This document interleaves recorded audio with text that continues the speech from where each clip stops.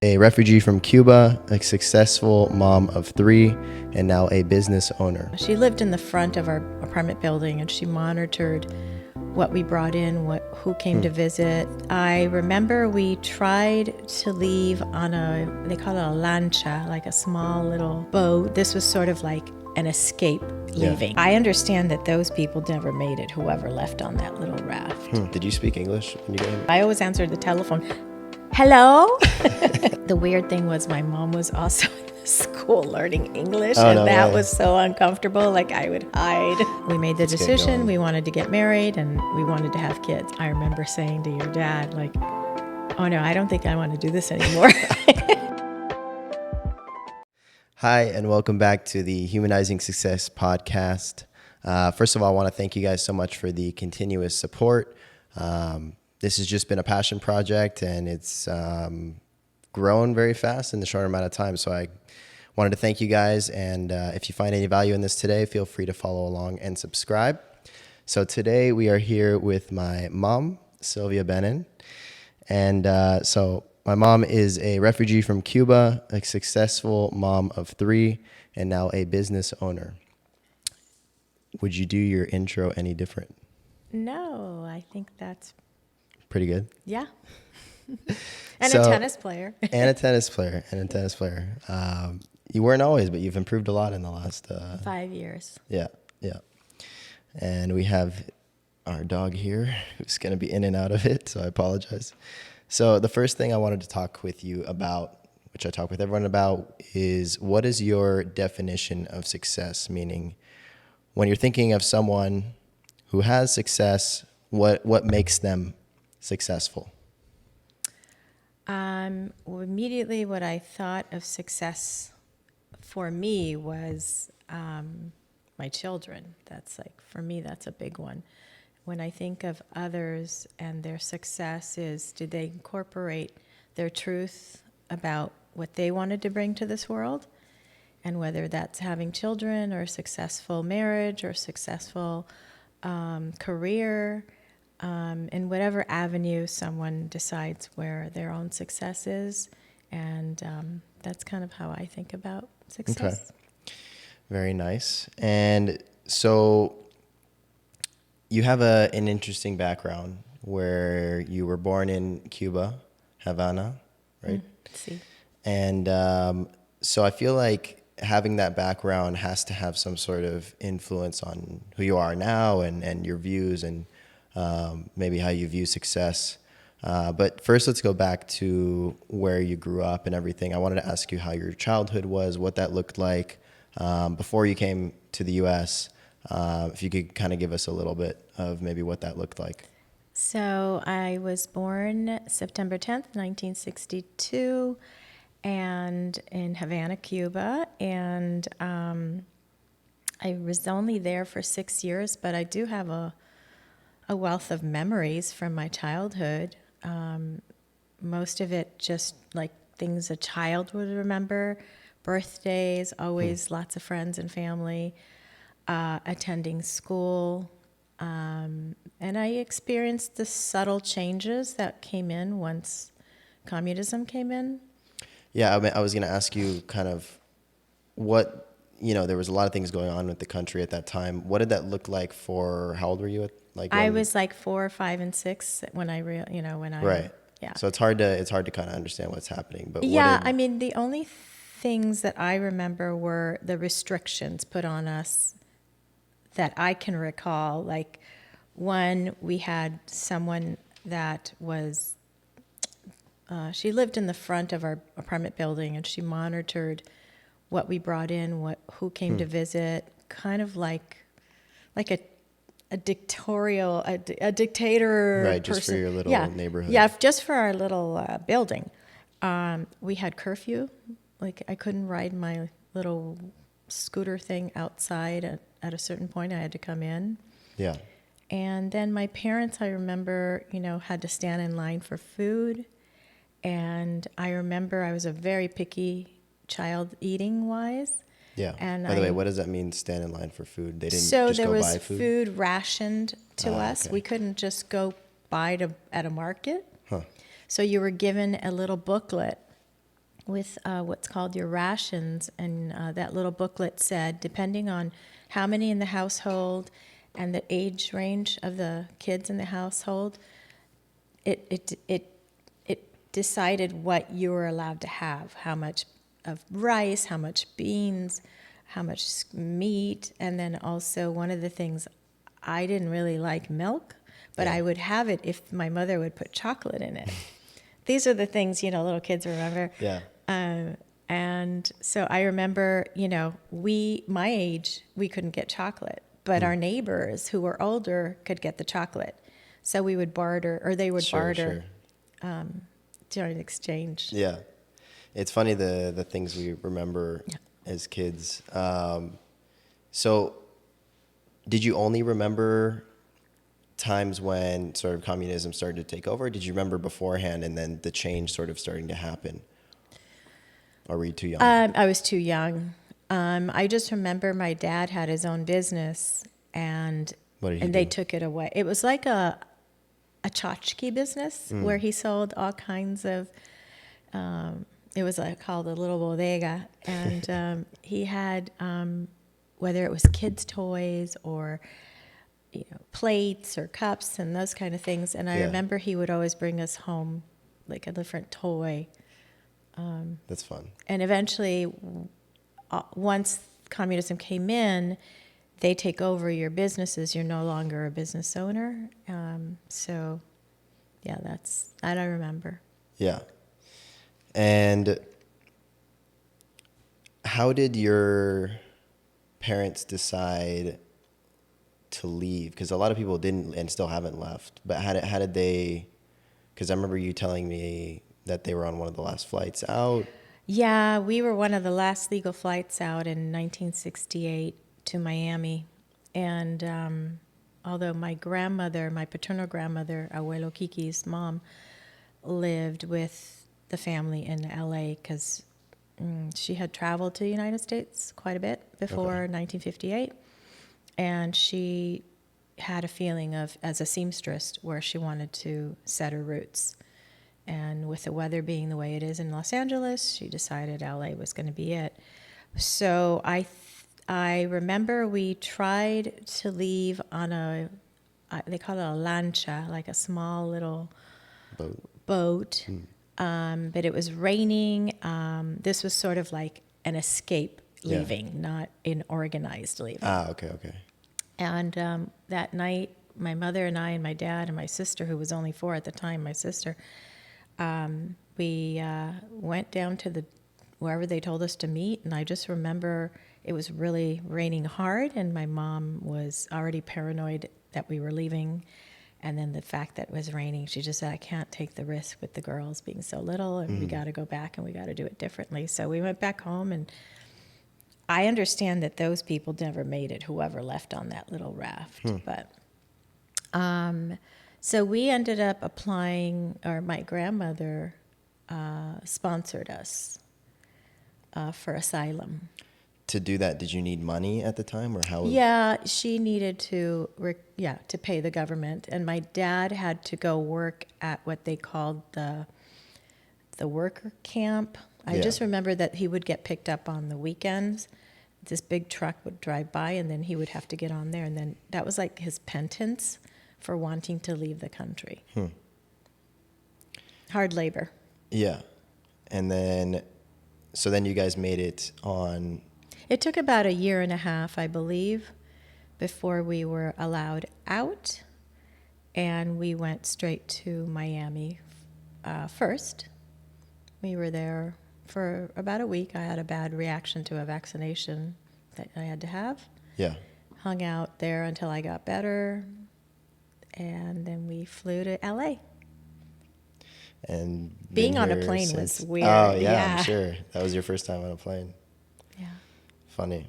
And so you made it here. Obviously, there's a lot of parts of the story we can tell, but I wanted to kind of jump to motherhood, since you have a little bit of knowledge on that, a little bit of experience.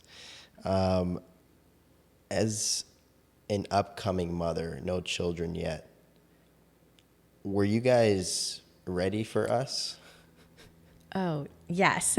First of all, It was planned? I was older. We were both older, but it makes a Yeah. difference for the mom. Sure, sure. So we got married at 32, and by 34, I was pregnant. Gotcha. Yeah. So it was planned. Definitely, like, we made the Let's get decision. going. We wanted to get married, and we wanted to have kids. And I always knew I wanted to be a mom, and Dad always knew he wanted to be a dad.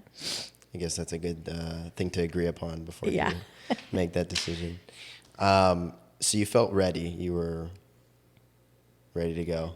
Well, I mean, as ready as you can be, never having been having been a mom before. But yeah, except for when I was with Alina, your sister, and the first baby, and I remember saying to your dad, like, "Oh no, I don't think I want to do this anymore." As we're When it going was to a the little too hospital. late. Yeah. So who was the most difficult child? Probably your sister, because she first. didn't sleep. Okay, okay. That was really tough. So can you think of something that, no matter how much preparation or guidance before, that you were like, something you understood once you were a mom that like you could never have understood before, that was hard for you? Well, I remember thinking working is so much easier than this. Going to a Sure. job, getting breaks, Yeah. getting By the way, to have what were you doing before? before I had kids. Yeah. I had gotten my real estate license. That's how I met your dad, Right. real estate school. And I was working for a relocation company, and I assisted families to relocate into California. Showed them Gotcha. properties, showed them schools, set up interviews. I loved my job. It was so much fun. Awesome. I kind of interrupted you in the middle. That's of, okay. That's okay. So I had asked you what was something difficult that you couldn't have prepared for. just the exhaustion Yeah. of having, when you start your family a little later in life, you sort of have to have them boom, boom, boom. And you don't realize when you're thinking ahead, like how exhausting that's going to be. Yeah. I was fortunate. I had help at home, and your dad was as you know, hands-on, 24/7. Yeah. Yeah. I think But it's a good thing. it's still the mom nursing. It's still Yeah. the mom primarily doing most. Sure. Sure.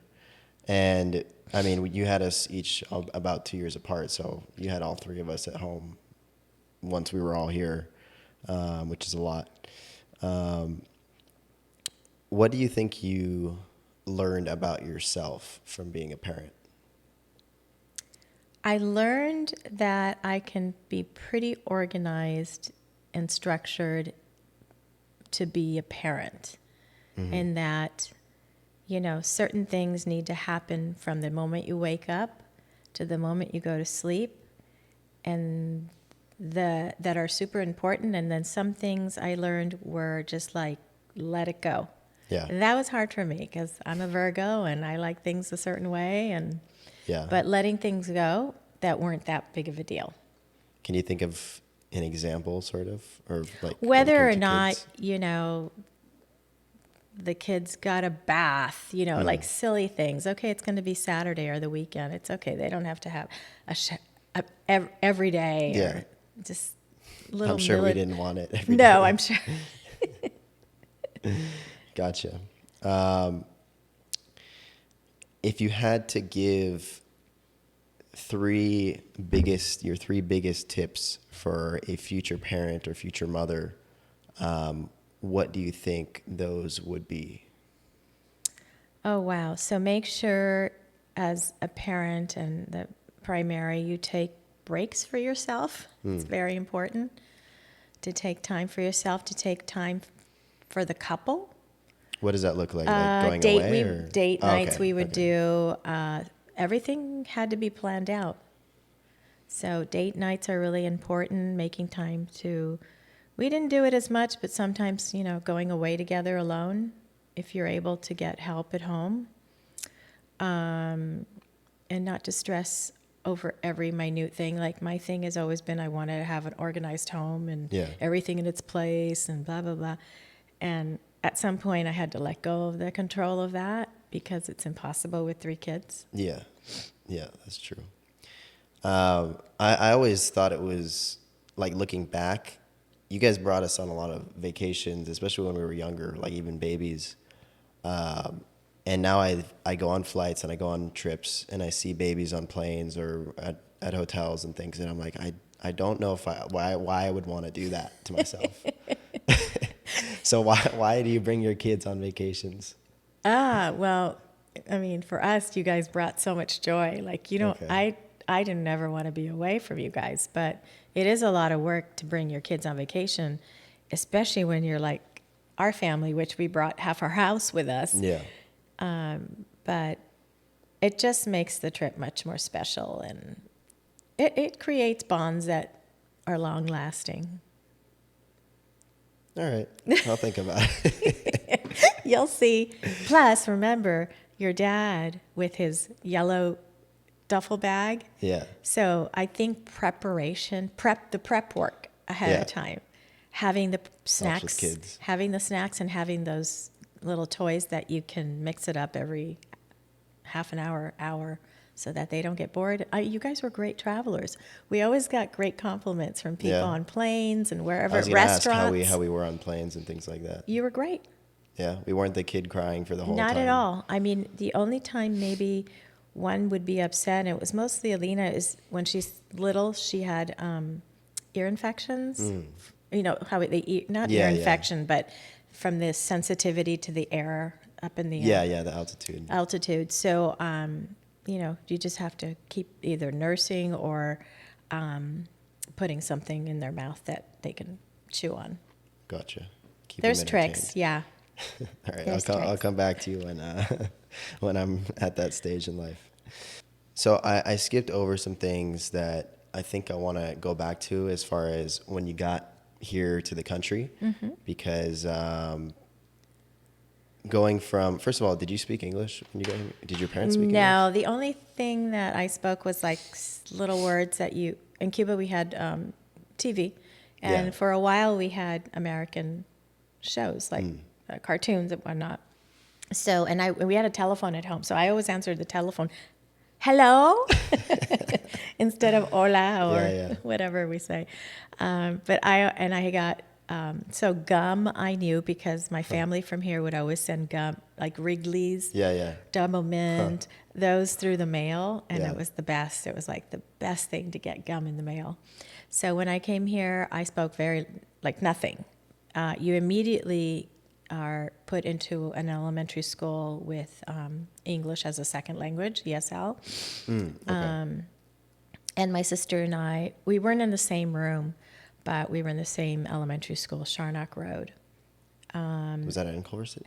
It's in West LA on Sepulveda. Oh, okay. Gotcha. And the weird thing was my mom was also in the school learning English, Oh, and no that way. was so uncomfortable. Like I would hide. You would see her like during the day? Sometimes, and I was like embarrassed. Like, oh, my mom's at my I can't school. imagine. Yeah. But you were only But I was or- 6 or 7, yeah. Yeah. So Yeah. I mean, you were still embarrassed to see your mom and Yeah, dad. even then. Not knowing English as well. Maybe you were in a separate program to learn Yeah. English. But did you have any struggles with like social life and other kids maybe making fun of you or anything like that? I don't remember that at all. It could have been, but I don't recall at all. Probably a good sign. No. I mean, there were so many immigrants at the time from Cuba, and Cubans, when they came to the United States in certain states, you a little hub of areas. So Culver City was a big hub for Cubans. Inglewood, Glendale, Southgate. There were certain areas in California or LA that everyone just kind of moved to. So at your school, you're going to have other Cuban friends. Gotcha. Yeah. So it kind of gravitated toward what you knew. I think so. And was that through like your friends and family that you said, okay, Culver City is an area we can go to in LA, and My grandmother decided to live in Culver City. Right. Okay. Yeah, that was through her. And so did your parents speak English? No, they had to learn the same way, go to school. And so how did they work? How did they survive? So I think my mom in the beginning babysat. Mm-hmm. And eventually they started gaining employment. Once you get your green card and your residency and all that, you're able to be employed. Okay. But my parents worked like 2 jobs each. And once I got a little older, I kind of became the cook in the house and kind of in charge of my sister, although we're only 15 months apart. So Yeah. that was kind of funny. But yeah, so you got to do what you got to do. You had to grow up pretty quick. Fast, yeah. Do you remember what your first, did you have to work younger then? Like, did you start to work younger, or was that not something that you needed to like support? No. I mean, you can't do that in the United States because. Okay. Yeah. So we. I thought things were different. No, not even back then. You had to be 15 and a half to get a worker's permit. Gotcha. And trust me, at 15 and a half, I got a worker's permit. I wanted my own money. I worked at J.J. Newberry's. What's that? It was a big department store where the old West Side Pavilion was. Okay. Yeah, it was there on Pico. That Did was you my enjoy first that? job. I so enjoyed it. I mean, I didn't enjoy it, but I did. I enjoyed the money part. Yeah. I didn't enjoy the silly kids coming in and stealing, and Sure. I didn't enjoy the impatient clients. Back then, we didn't have credit cards that you'd put in a little thing. You had to put it in this big machine, and then you slide, and you had a group, like a line I think of I've only people. seen those things like once in my life. Yeah, you slide it over. It was a production, let me tell you that. And people weren't always very nice. I can imagine. Customer service, customers. Yeah. And so before you had kids, was there something that you had found that you liked to do? I know you said you were helping in the real estate. You're helping people relocate to LA. Was that something you felt like you were really drawn towards, or just something you were doing in the moment? No, I really enjoyed it. I did all kinds of jobs. I mean, I did sales. Most of the time, I always did sales. And you found you were good at that? Yeah, for some reason, people liked me, and I'm a nice person. Yeah, they like to hear the voice. Yeah. What was that, more calling sales or in person? No, it was in-person sales. I did before the big Staples and all the places you actually go to now. There was people like myself who worked for there was 2 main companies out here at a time, and I was a sales rep for one of them. And you basically pick up the phone and call companies, and I work for so and so. Who do you currently buy your office supplies from? And then you make up an appointment. And I was there. I did it for 8 years, and I met one of my best friends doing it, Marie. Oh, nice. Yeah. When did you meet Kathy? Kathy from childhood. Okay, Kathy's she was my a buddy. longtime friend. She was my buddy. Gotcha. From being 13 and in junior high school. Oh wow, that's crazy. Or as you guys call it, middle school. Yeah. And then so after, I'm jumping a little bit, but after you had kids, Yeah. why and when did you decide to go back to work? Oh, okay. So I stayed home with all 3 of you for 17 years. It's a long time. Yeah. And I think, I was just turned 50. We were on vacation in Hawaii. And Dad said, hey, have you given any thought to what you want to do for the rest of your life after? That's a heavy question. Yeah, that was a heavy, Had you thought about it before then? Or was Not that like really. I whoa? was so preoccupied with, everything I did with you guys. I mean, But you Alina were- was 17. I was 15. Chad was still In 13, middle school. So there were still things to handle and do. Right. But the question was valid. Yeah. It was just, unexpected. Yeah. But it did, it did make me think. And we talked about it, and he said, "What do you like to do?" Well, first I said I'm completely unmarketable. Like, I remember I had tried to find a job like into 2009 or 10, and the field that I had been in relocation was like the woman I talked to, who was a head of a company, the biggest company. She's like, "Don't get into it. It's just not the same." And so Dad's like, "Well, what would you want to do?" I said, "Well, I like to get facials." He says, "Well, you like to pick at us, so why don't you go pick at other people's faces?" Yeah, right. And so that's That kind kind of, of and then sparked by the it. time we came home from that trip, because I want to mull it over and think about it, and Dad's a doer. Yeah. So by the time I came back from vacation, he had already set up 5 appointments for 5 different schools.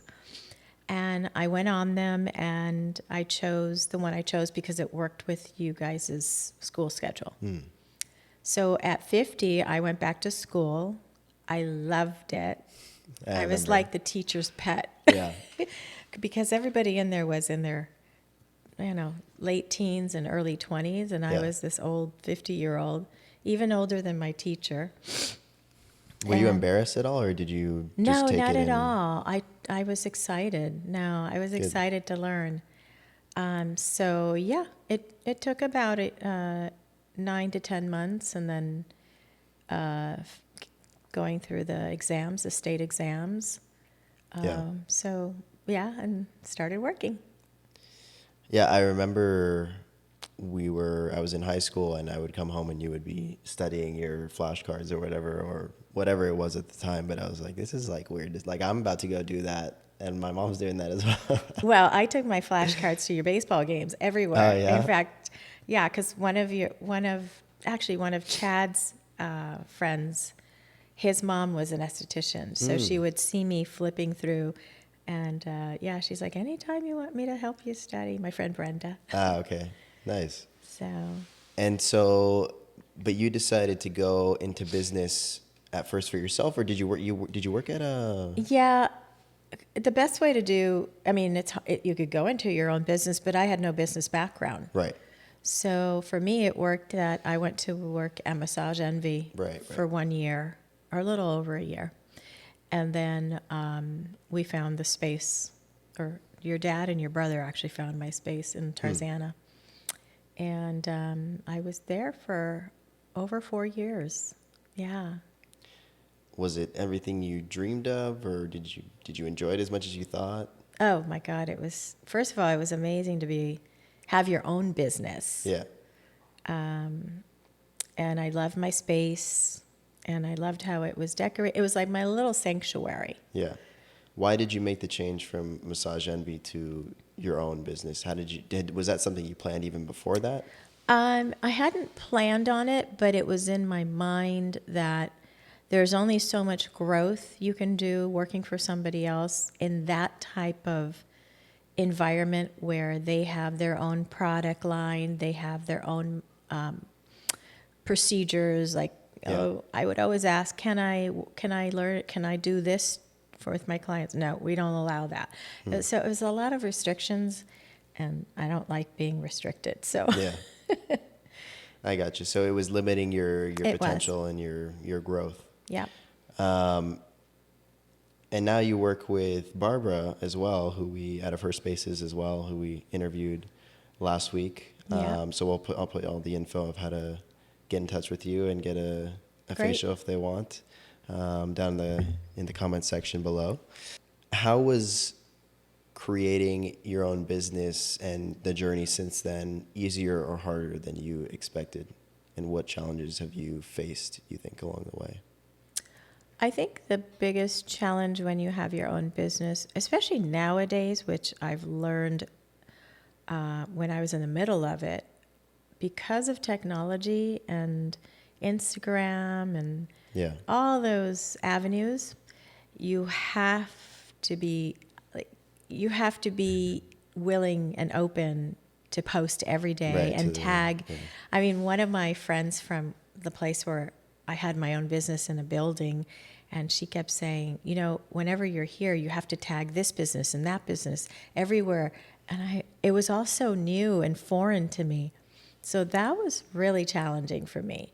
I was like, oh, well, I attended a network group and I was able to gain clients that way and through flyers and stuff like that. But I was not so savvy, and I still am not with the technology, as you guys know. Yeah. So that would be my biggest struggle, and also like paperwork. Yeah. All the city requirements, the tax, or all of that stuff. And where It's do you? daunting. Yeah. No, it's a lot. I mean, I just started this whole thing, and I started an LLC along with this, and there's still things that I need to set up and do, and I have no idea what's going on. But that's part of the journey, I guess. Start of the journey, the learning curve. Are you focused on still growing the business, or have you kind of reached a point you're happy with, or where are you with that? Well, you're never happy Yeah. with because business fluctuates Sure. literally from season to season and month to month.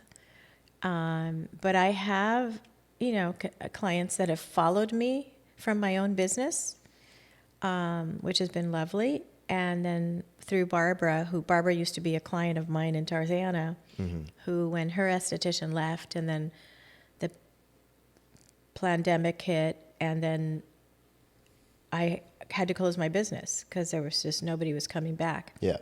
So then Barbara said, "You come work at my space." So thankfully, her clients have been coming to me as well, and that's been working out really good. But technically, like, we have this little back and forth, her and I, where I could be really busy. Yeah. But I also play tennis, and I Right, also right. have your dad and our life. Yeah. And I have my vacations that I take. So technically, I could be busier. Sure. But it's like is it taking up the amount of time you want it to take up right now, the work? It could be a little busier for me. Okay. Gotcha. Yeah. And so what do you think you would need to do, or I guess work on, in order for that to improve? So one would be open my schedule more, because I have flexible. It's my own, even though I work with Barbara Yeah. and Whole Frog, it's my own schedule. I Right, plan right. everything out myself. So open my schedule more. Then it would be, I have several little things that I'm working on with network groups. So hopefully those will work out, that are quite, helpful in gaining more clients. Yeah. Yeah.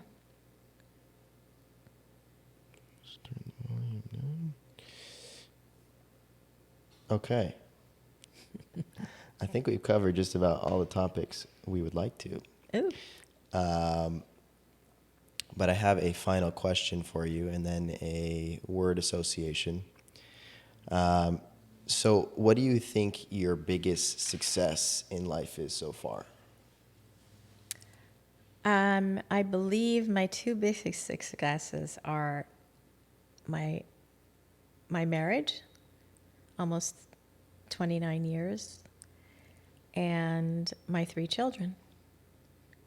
That's what I feel most successful. sense. Yeah. Very nice. And so I think you've watched a couple of my podcasts already. So I'm going to give you a word, and then just whether it's a short explanation or one word or a couple word, you're going to give your first thoughts on that.